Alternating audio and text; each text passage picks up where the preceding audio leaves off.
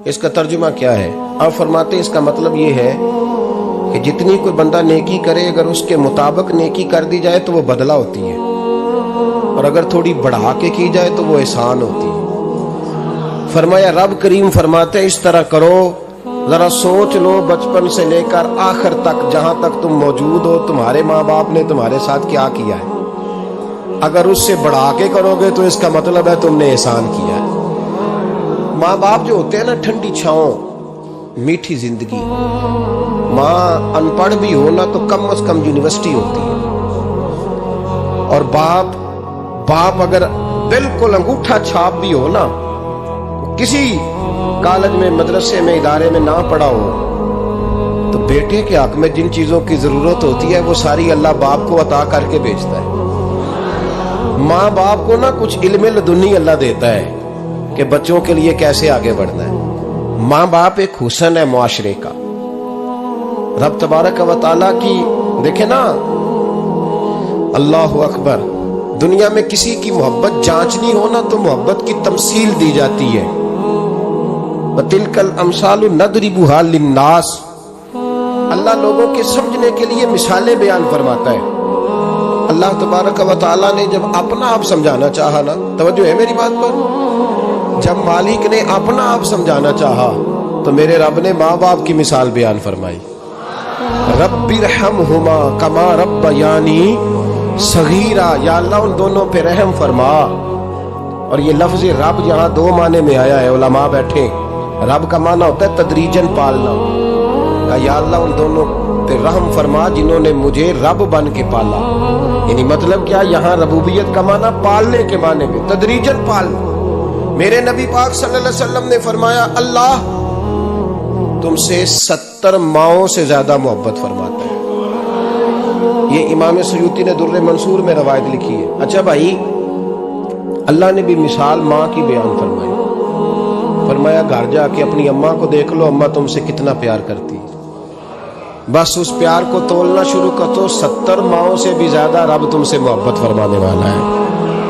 ماں کے سینے میں نا، دیکھیں نا، ایک بچی ہوتی ہے BA، وہ اس نے کر لیا، اس کی اماں روز کہتی ہے بیٹے سویرے اٹھا کر، ساس کے پاس جائے گی تو وہ کہے گی کہ اس کو اماں نے سویرے اٹھنا سکھایا ہی نہیں، اور بیٹی کہتی ہے اماں جی تو جاواں گی ویکھی جائے گی۔ اچھا اس کی شادی ہو گئی، اس کی ساس نے آہستہ آہستہ شکوے شروع کر دیے، خامن سے کہنے لگی تو اس کو اٹھاتا ہی نہیں سویرے، وہ بھی کہتا ہے کمرے میں جا کے اماں شکوہ کرتی ہے تو اٹھتی نہیں، اور بچی لاڈلی تھی، وہ نہیں تھی اٹھتی ٹائم پہ۔ زندگی کے 22 سال 23 سال وہ سویرے نہیں اٹھی، وقت پہ نہیں اٹھی، مثال دے رہا ہوں۔ پھر اسی بیٹی کو اللہ نے ایک بیٹا عطا کر دیا۔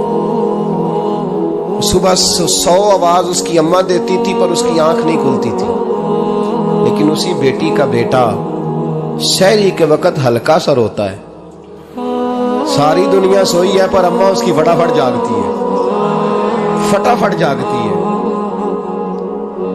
ایک آدمی تھا تو اس کی بیوی انتقال کر گئی، اس نے طلاق دے دی،